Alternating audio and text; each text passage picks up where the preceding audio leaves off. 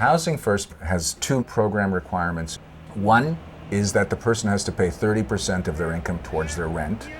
And because it's a program that has both treatment and housing as their component, the person must agree to having us visit once a week. Visit.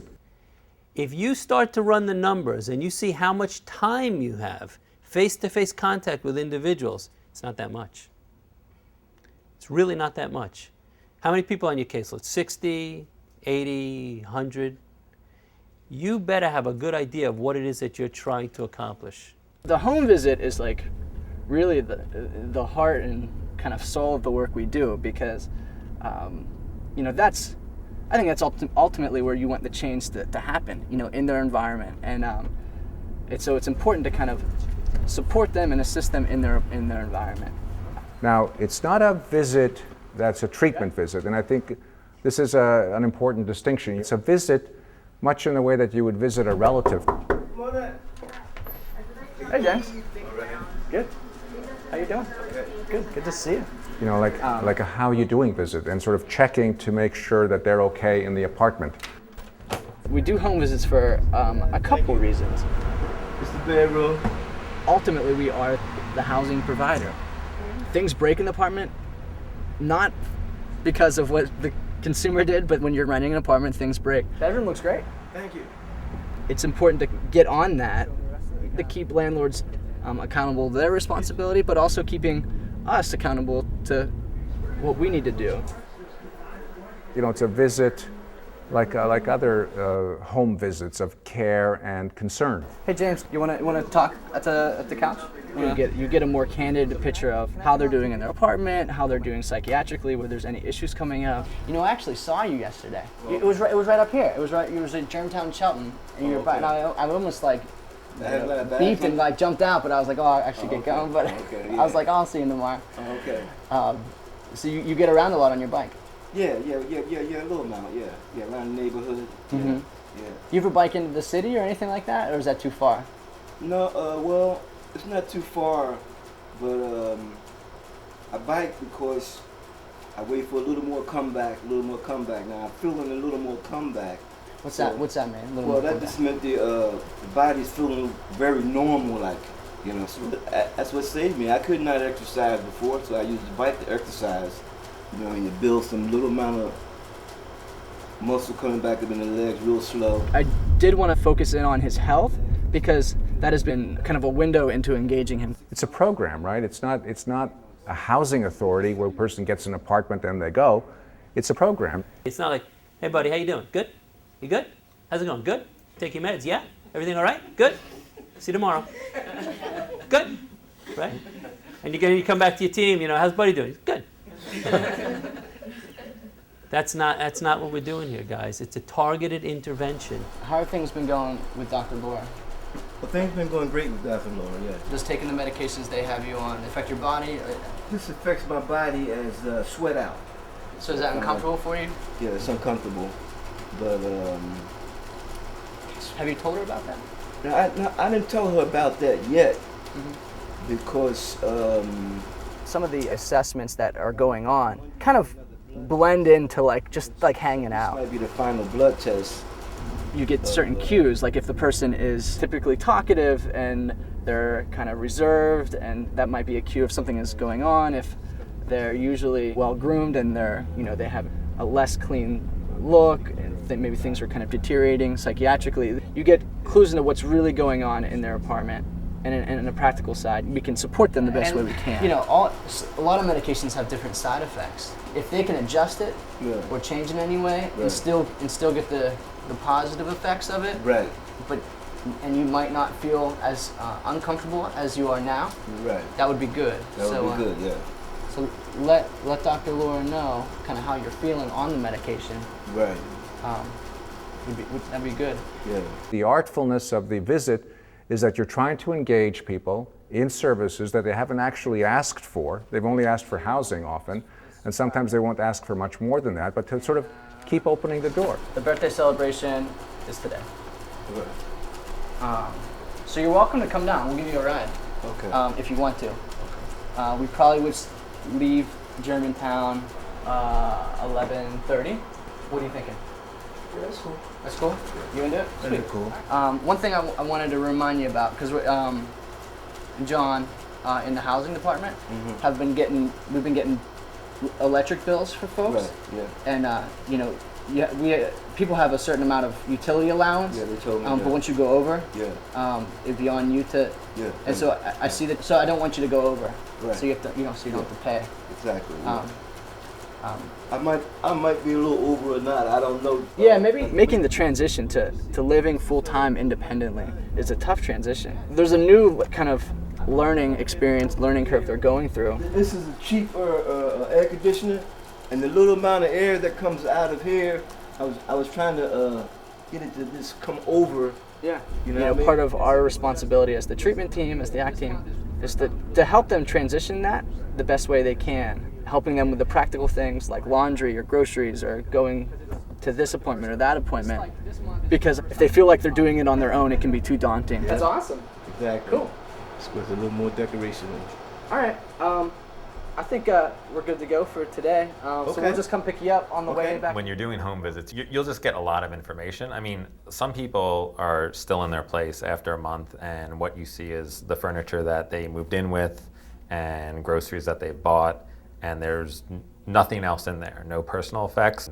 And some people will live like that for a while. There are others that will move in right away and want to make it more of a home and are putting pictures up and have sort of personal effects around. Sometimes you'll notice that they don't have food, and that may be news to you. Or if there's different kind of things that jump out, and you can see that by just looking around. You can see that by looking at their coffee table. You can see that by looking at their counter. I don't know if you guys caught that, but on the coffee table there was a fancy whiskey bottle that had whiskey in it, and it hasn't really changed heights, so it's like kind of like decoration. And he says he just sometimes touches it, but it's not really, he doesn't drink all that much. And so it was new.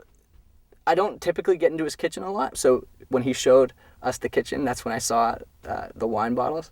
So it's important to kind of assess whether that's causing him some problems, but if it's not, and he wants to continue having wine at night, and if it's maybe even just a glass, that wouldn't be...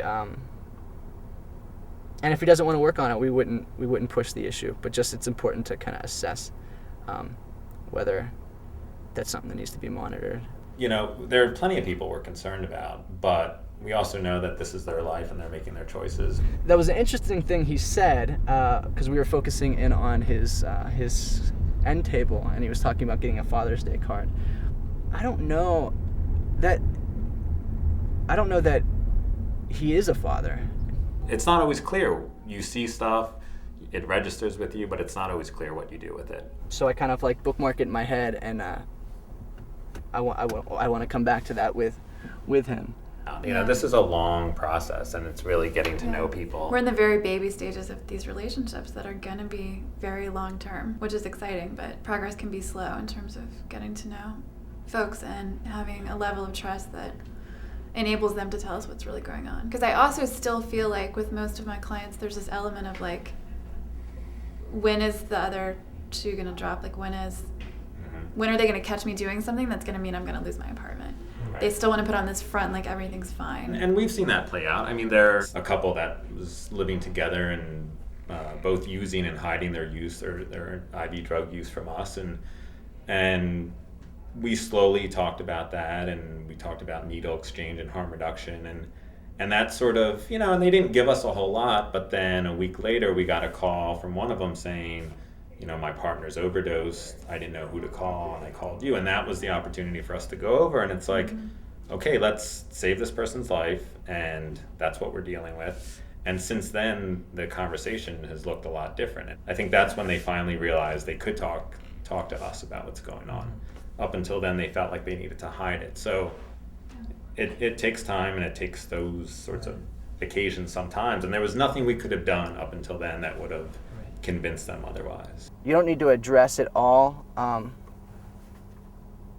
as you see it in the moment. There's room to kind of come back to things, and there's room to kind of revisit things. It's kind of like it's like an ongoing dialogue. It's very clear that there's a separation between housing and and clinical services, but yet we do have access to people's apartments. And I think we have to be, very careful about having that privilege. I think Adam was the one who was telling me that we have a reputation on the street as like, you guys are that program that gives people apartments, but you also like stop by and check on people all the time, kind of like we're the big brother. How you doing? Good. For the most part, we respect people's privacy and we don't just go over and open the door.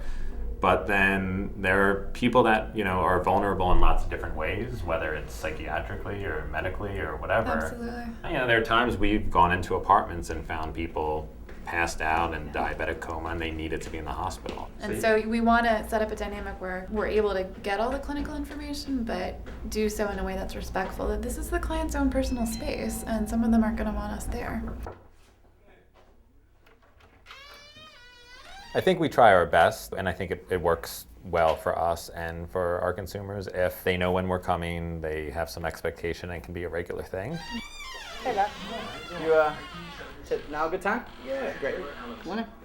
I think that's hard to get to that point, especially we're, a newer program. So we're just getting to know our people. So sometimes we can schedule things and show up and they're there. And sometimes they feel like surprise visits, but hopefully over time we work something out with everybody. And it's all negotiation, I think. Right. There are no stinking rules in ACT. The rule is you better provide services to people that are in line with what they want, or they're not going to open the door, or they're going to be in the house and they're going to pretend that they're not there, or they're not going to be there when they know you're coming, or when you walk in they're going to flip you off because they can. So the whole power dynamic changes in ACT, and that's a good thing. I think the hardest part from the provider side of things, and for a lot of ACT teams that you're talking about, it's getting out of that mindset that it's one, you're responsible for the person. It's you're here to assist them, they're responsible for their lives. I also got one of these. Yeah. Because you can't bend, you can't do a 45, so you gotta pull that one leg on with the pants.